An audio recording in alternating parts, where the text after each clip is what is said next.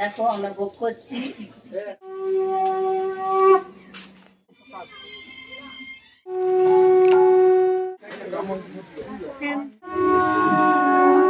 Hi friends, আজকের আমাদের বাড়িতে পুজো। আমার মা লক্ষ্মী ঠাকুর প্রতিষ্ঠা করেছিল, তার 1 বছর পূর্ণ হলো। এই যে লক্ষ্মী ঠাকুরটাকে দেখছো, এটা আমাদের আগের বছরের ঠাকুর। ঠাকুরের মাথায় দেখো একটুও চুল নেই, কাঠবেড়ালি সব ছিঁড়ে ছিঁড়ে নিয়ে গিয়ে বাসা বেঁধেছে। তো দেখো আমরা এখন বেরিয়েছি ঠাকুর আনতে। আগের বছর ঠাকুর আনতে আমরা কেউ যাইনি, মা আর বাবা গিয়েছিল, কিন্তু এবছর আমরা 3 জনে যাচ্ছি আর বাবাও আসছে। ঠাকুর নিতে তো চলে এসেছি, কিন্তু এত বড় ঠাকুর নিয়ে যাবো কিসে করে এটাই ভাবছি। তো ও আর ভাই মিলে এখন ঠাকুরের মুখটাকে ভালো করে ঢেকে দিচ্ছে। আমাদের ঠাকুরের মুখ দেখতে হলে কিন্তু তার জন্য তোমাদের পুরো ভিডিওটা দেখতে হবে। এত বড় ঠাকুর যে বাবা আর ভাই মিলে তুলতেই পারছে না। একদিকে তো ভারী আছে, তার উপর আবার ভয় যদি ঠাকুরটা পড়ে ভেঙে যায়, সেই জন্য অনেক সাবধানে তুলতে হলো।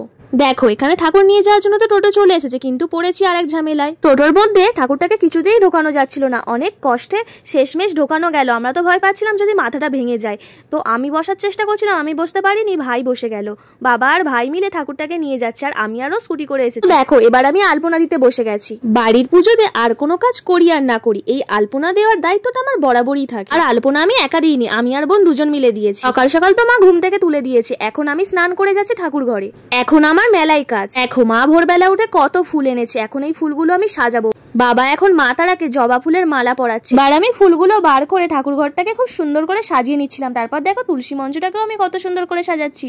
আর এইদিকে মা ঠাকুরের বাসন মাজছে, আর এইদিকে পটাকও ঠাকুর ঘরের গেটটা সাজাচ্ছে। তুলসী মঞ্চটা কেমন সাজালাম তোমরা কিন্তু আমাকে অবশ্যই কমেন্টে জানিও। ঠাকুর ঘরে কত কাজ, একা একা করা তো কখনোই সম্ভব নয়। দিদা আর বোন কালকে এসেছে, কিন্তু ওরা পুজোর কোনো কাজ করতে পারবে না, কারণ ওদের পাড়ায় একজন মারা গিয়েছে, ওই জন্য ওদের কোনো কাজ করতে নেই। দেখো ও এখানে ফল কেটে দিচ্ছে, আর আমি পঞ্চপ্রদীপ সাজাচ্ছি। এবার আবার বামুন দাদুর জন্য সিধে সাজাতে হবে। মা বলে বলে দিচ্ছিল কি কি দিতে হবে, কারণ আমি তো জানি না।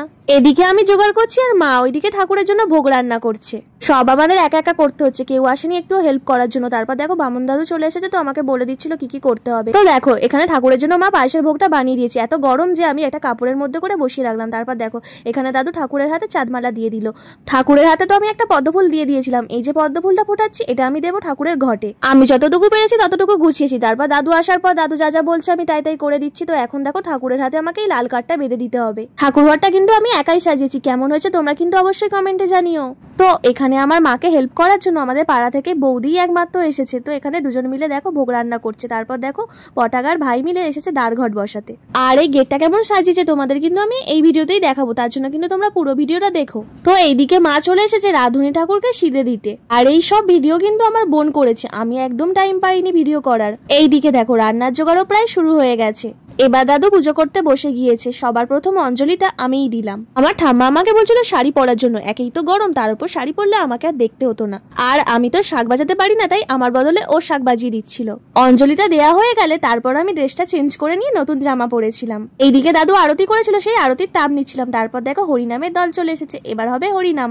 মা এখানে সবাইকে চন্দনের টিপ পরিয়ে দিচ্ছিল, আমাকেও পরিয়ে দিয়েছিল। তো দেখো এখানে হরিনাম শুরু হয়ে গিয়েছে। হরিনামের গানে এখানে সবাই মেতে উঠেছে। দেখো সবাই কত সুন্দর নাচ করছে। চলো তোমাদেরকে আমি একটুখানি হরিনামটা শুনিয়ে দিই।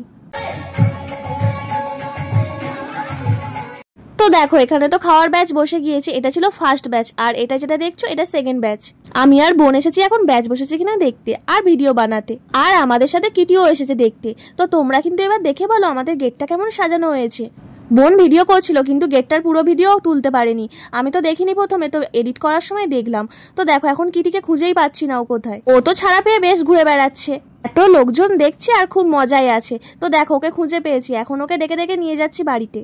তারপর দেখো আমি আর মা এখন সবাইকে প্রসাদ দেব। ঠাকুর ঘরে এত গরম, বেশিক্ষণ বসে থাকাই যাচ্ছে না, যেহেতু ছাদের ওপরে। আর মা তো একা একা সব করতে পারবে না, তাই আমাকেই হেল্প করতে হচ্ছে। সবাইকে প্রসাদ দেওয়ার পর তারপর আমি আর বোন চলে গিয়েছিলাম খেতে। আমরা যখন খেতে বসেছি তখন প্রায় 4টে বাজে। তো আজকের মেনু কি ছিল বলি চলো তোমাদের। তো পোলাও, আলুর দম, চাটনি, পাঁপড়, মিষ্টি, আইসক্রিম আর হাজমোলা ছিল। অত কিছু তোলার আর টাইম পাইনি, কারণ আমি আর বোন দুজনেই খেতে বসেছি। তারপর দেখো লাস্ট ব্যাচে এরা খেতে বসেছে। আমার মা বাবাও লাস্ট ব্যাচেই খেতে বসেছে। আমাদের এই পুজোর ভিডিওটা তোমাদের কেমন লাগলো আমাকে কিন্তু অবশ্যই কমেন্টে জানিও। আর আমার চ্যানেলে নতুন হয়ে থাকলে আমার চ্যানেলটাকে কিন্তু অবশ্যই সাবস্ক্রাইব করে রেখো। বাই।